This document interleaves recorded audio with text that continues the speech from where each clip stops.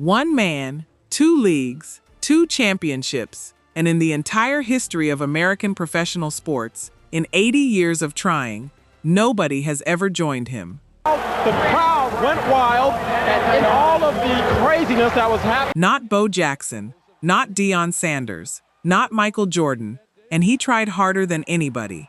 Roughly a dozen men have ever suited up in both the NBA and Major League Baseball. That's it, 12, maybe 13, depending on who's counting, out of everybody who ever laced them up in this country. Revolutionizing the free throw. He was one of the first players to emphasize, And exactly one of them owns a World Series ring and an NBA championship ring. He stands alone. 65 years later, still alone. The cutting. Triple pick. And here's the part that's going to get you. The reason he ended up on the greatest dynasty in basketball history is buried inside this countdown, so stay with me. We're counting down 10 men who tried to live in two worlds at once, and we're ending on the only one who ever conquered both. Number 10, Chuck Connors.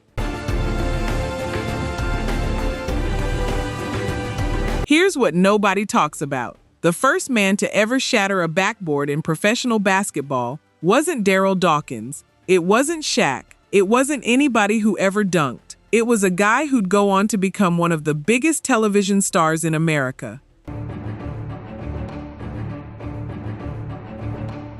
November 5th, 1946. Boston Garden. The Celtics are playing their first home game in franchise history. The franchise is 4 days old, and in pregame warm-ups, a 6'5" first baseman named Chuck Connors takes a set shot. Not a dunk, a set shot. It clangs off the front of the rim, and the entire backboard explodes.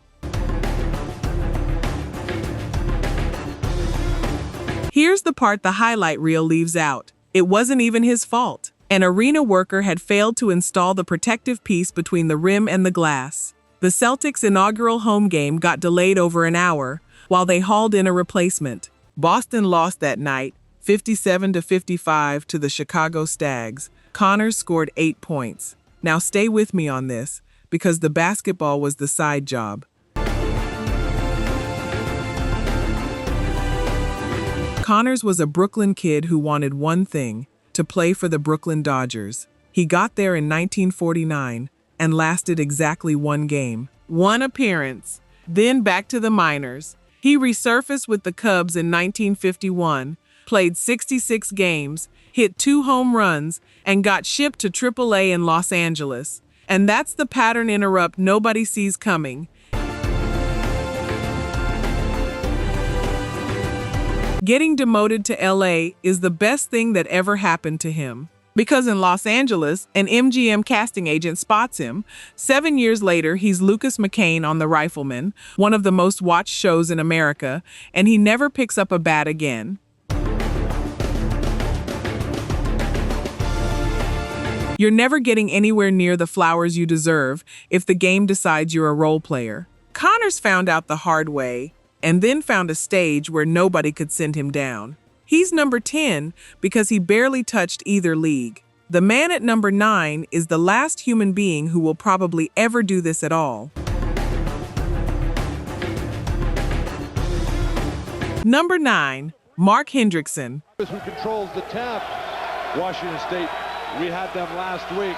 Here's a stat that should stop you cold. The last person to play in both the NBA and Major League Baseball retired in 2011. That's it. Nobody since. Not one. And most people watching have never heard his name. Crazy. They lost the lead, tried to call timeout, and the refs wouldn't allow. Mark Hendrickson, 6'9" out of Washington State, gets drafted 31st overall in the 1996 NBA draft by the Philadelphia 76ers. And I want you to sit with what draft that was. Philadelphia took Allen Iverson first overall that year. Kobe went 13th. That's the class Hendrickson walked into. He lasted 4 seasons. The crowd went wild and in all of the craziness that was happening. Philly, Sacramento, New Jersey, Cleveland. 114 games, 3.3 points, 2.8 rebounds a night. In his own words, he did a lot of things well and nothing great. But here's what really happened behind the scenes. While he was bouncing around NBA benches, Major League Baseball would not leave him alone. Teams drafted him 6 straight years, 1992 through 1997. Here's Mark Hendrickson. Atlanta took him out of high school in the 13th round. He kept saying no. He finally signed with Toronto as a 20th rounder, and then did something almost nobody does. He played in the Blue Jays organization and the NBA at the same time, for 3 years. They threw debris on the floor. A technical was called against Washington State. And here's the twist that reframes his whole career. The basketball guy, the one who was never quite good enough, became a big league starting pitcher. 10 seasons. Blue Jays, Devil Rays, Dodgers, Marlins, Orioles. 58 wins, 666 strikeouts. A rookie year where he went 3-0 with a 2.45 ERA. On the Pac-10 game of the week, they're continuing to play unbelievable. The sport he was worse at gave him the longer career. The NBA doesn't wait for you to be ready. Sometimes it doesn't wait at all. It just closes, and you find out you were built for a different door. Number 8, Michael Jordan. Down. He blew by Jordan out front, pressured by Dennis Johnson. You already know this story. Stay with me anyway, because the numbers are not what you've been told. October 6, 1993. Michael Jordan retires, 3 straight championships, and he walks. His father had been murdered that summer. February 7, 1994, he signs a minor league contract with the Chicago White Sox. March 31st, he's assigned to the AA Birmingham Barons, and it sets off a media frenzy the minor leagues had never seen in their entire history.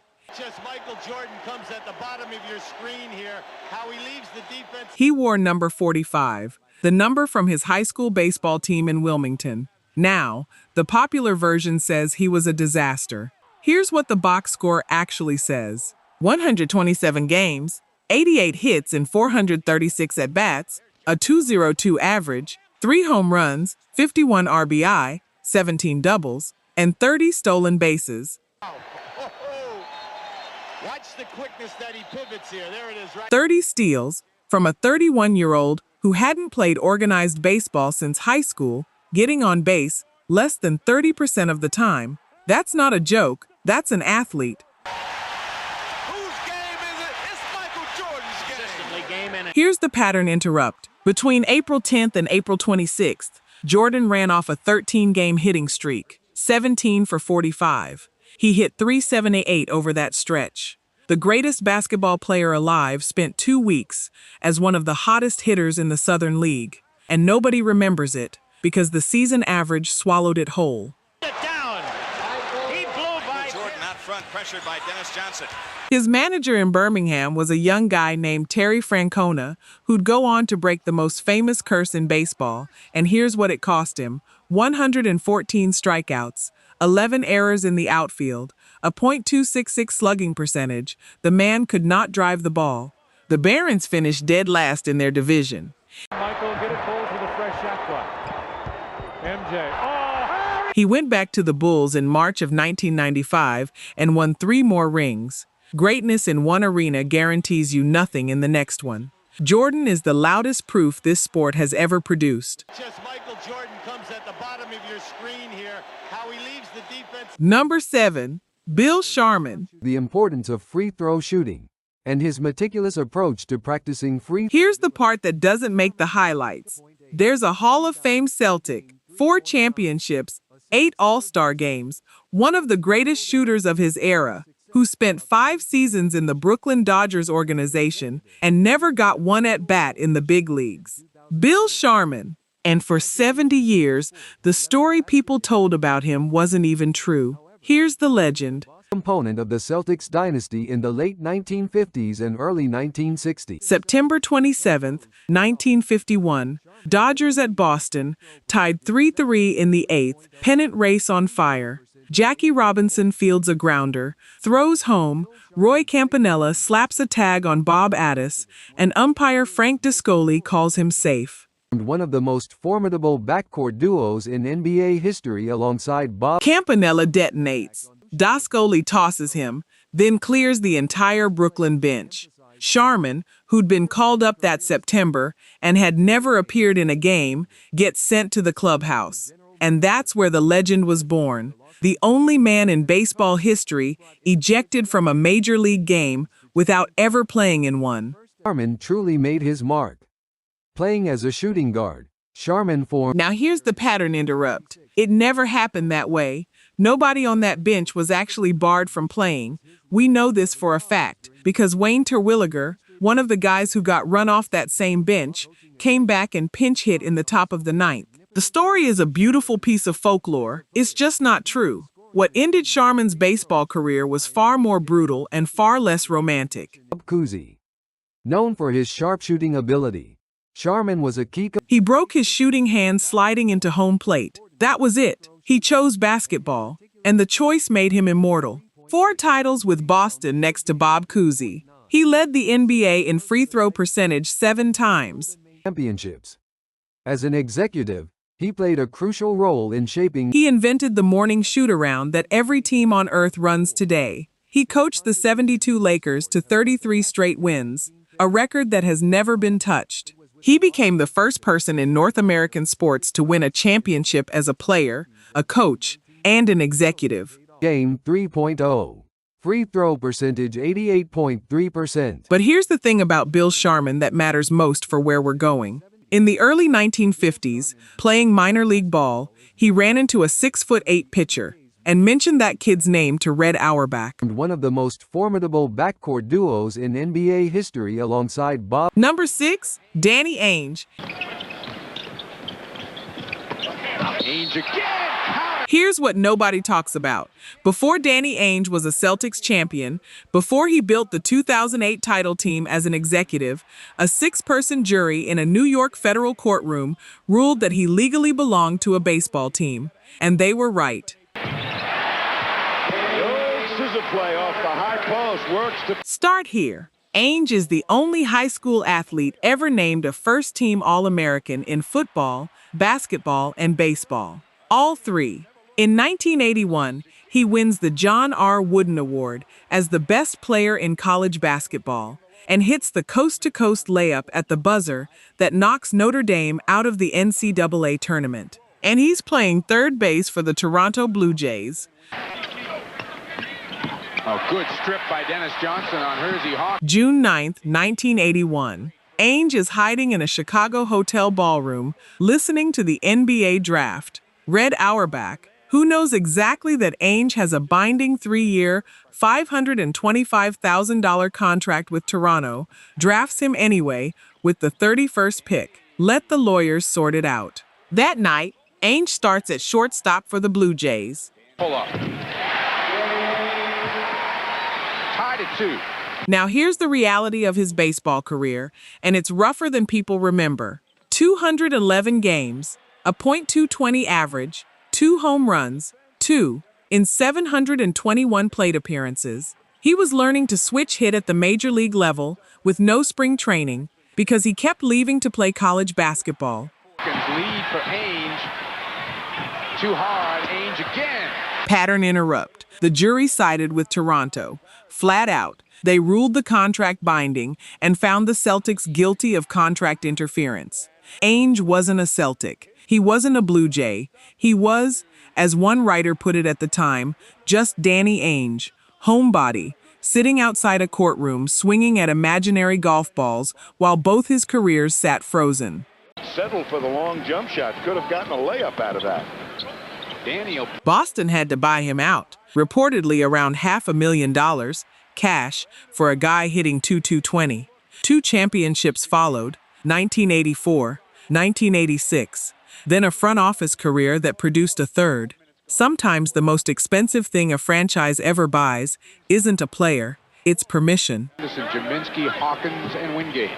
Danny, great first half. Number 5, Dave DeBusschere.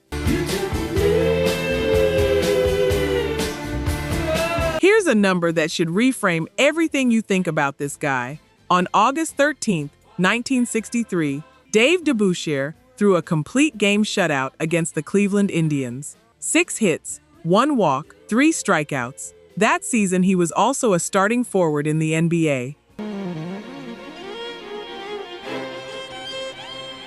If you grew up on the 70s Knicks, you know DeBusschere as Big D, the defensive conscience, the rebounder, the missing piece that turned New York from good into champions. 8-time All-Star, first-team All-Defense in each of the award's first 6 years. 2 rings, 1970 and 1973. One of the 50 greatest players in league history.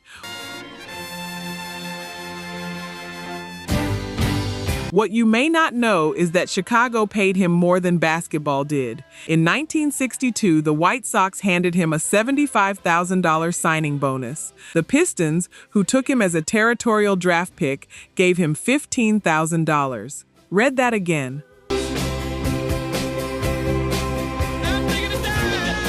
Baseball valued him at 5 times what the NBA did, and he was legitimately good. 3.4 record, 2.90 ERA across 36 major league games, then 25 wins and 9 losses over 2 years at AAA Indianapolis.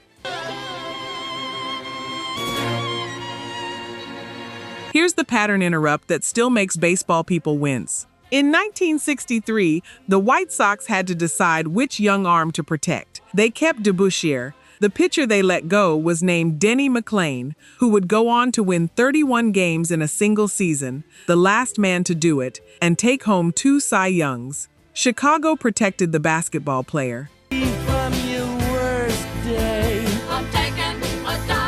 By 1964, DeBusschere was done with baseball, and at 24 years old, he became the youngest head coach in NBA history, taking over the Pistons as a player coach. It went badly. 79 wins, 143 losses. Then Detroit traded him to New York in December of 1968, and everything changed forever. Higher and higher, baby. One trade, one franchise transformed. That's all it takes, and every Knicks fan alive knows it. Now, everybody you've met so far chose one sport. The man at number 4 refused to choose. He played in an NBA Finals and a World Series, and I need you to pay very close attention to who beat him. Terrible thing to lose.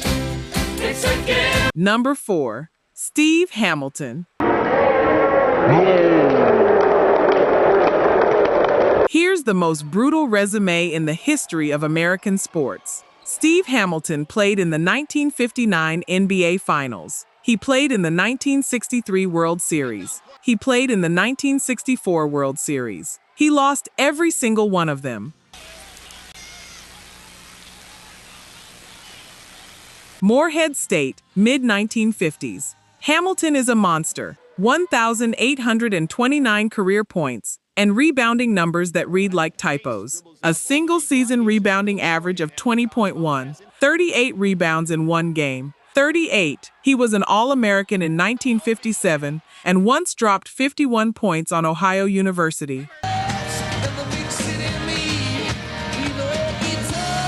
He goes to the Minneapolis Lakers in 1958, 2 seasons, 82 games, 4.5 points a night, a role player on a team riding a rookie named Elgin Baylor. And in the spring of 1959, that Lakers team upsets the Hawks and makes the NBA Finals.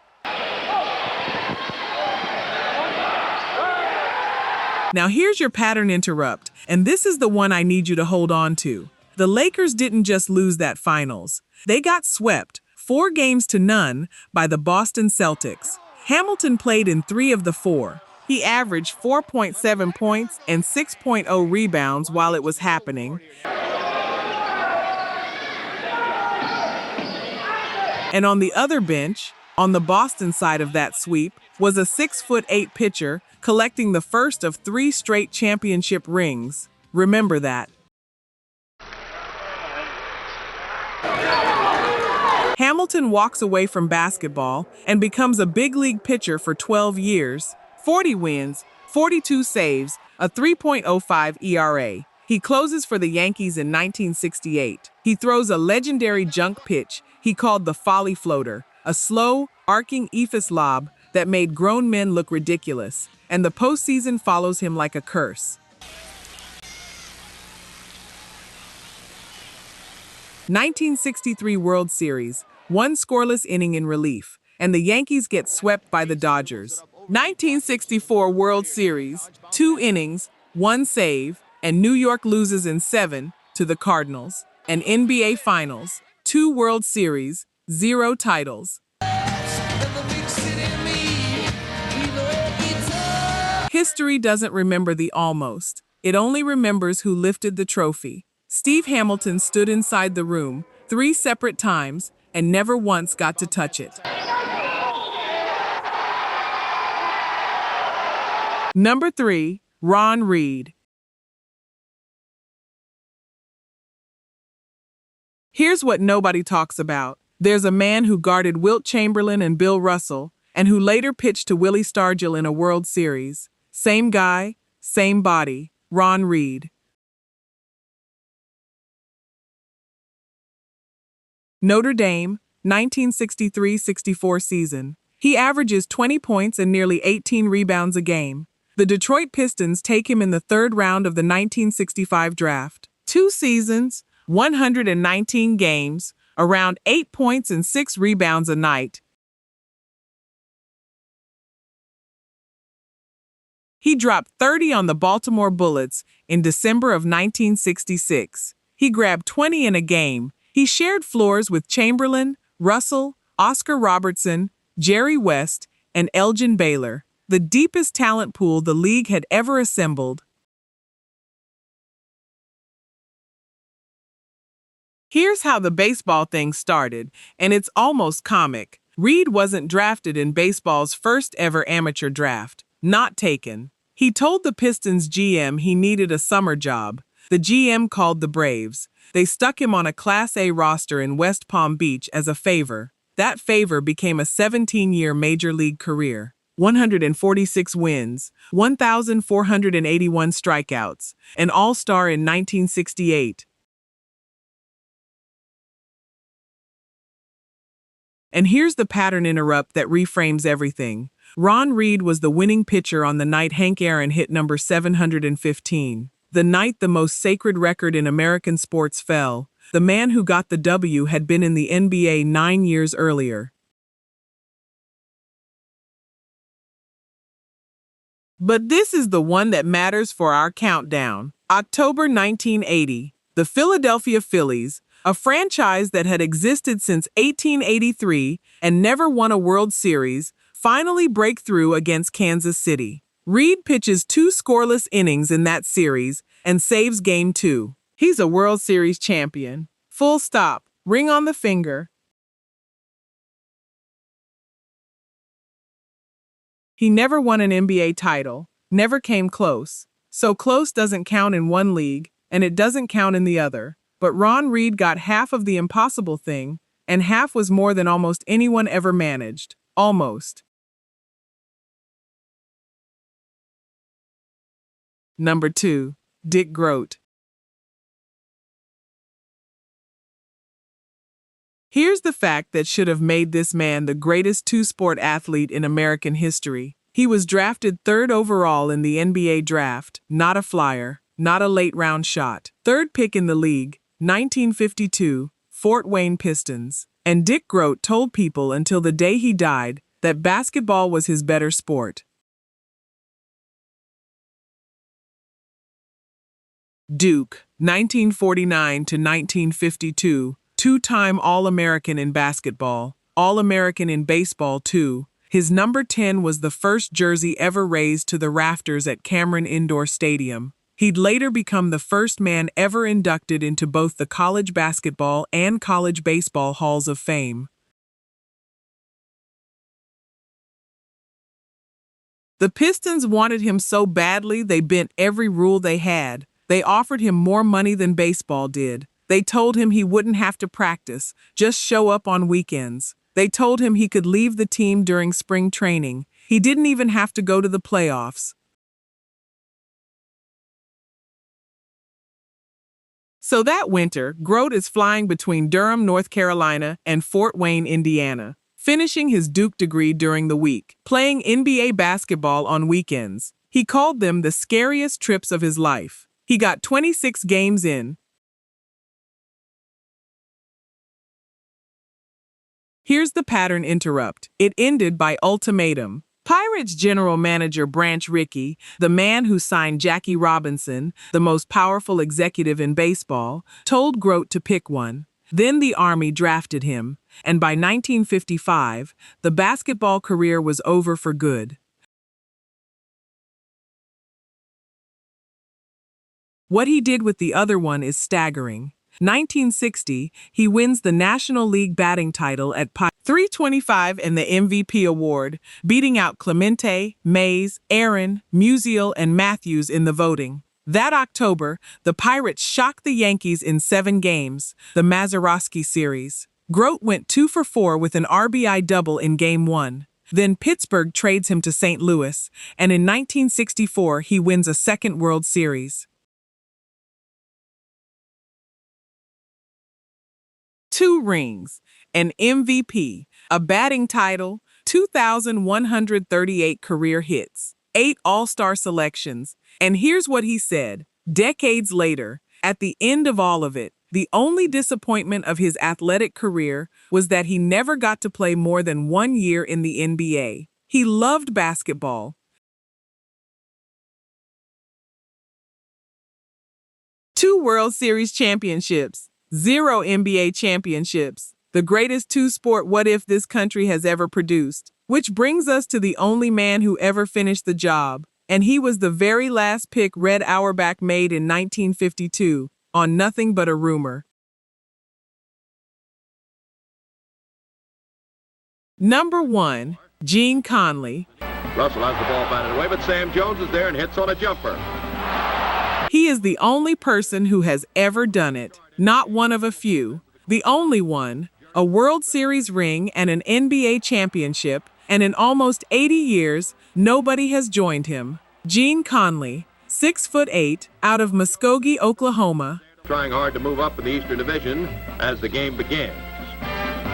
Remember Bill Sharman from number 7? Sharman was playing minor league outfield. Conley was pitching in the same league, and Sharman mentioned the big kid to Red Auerbach. So in 1952, Auerbach spent his last pick, 10th round, 90th overall, on a man he had never once seen play basketball. 15-footer, Chamberlain rebounds, and the 7-foot-1-inch scoring wizard does it again.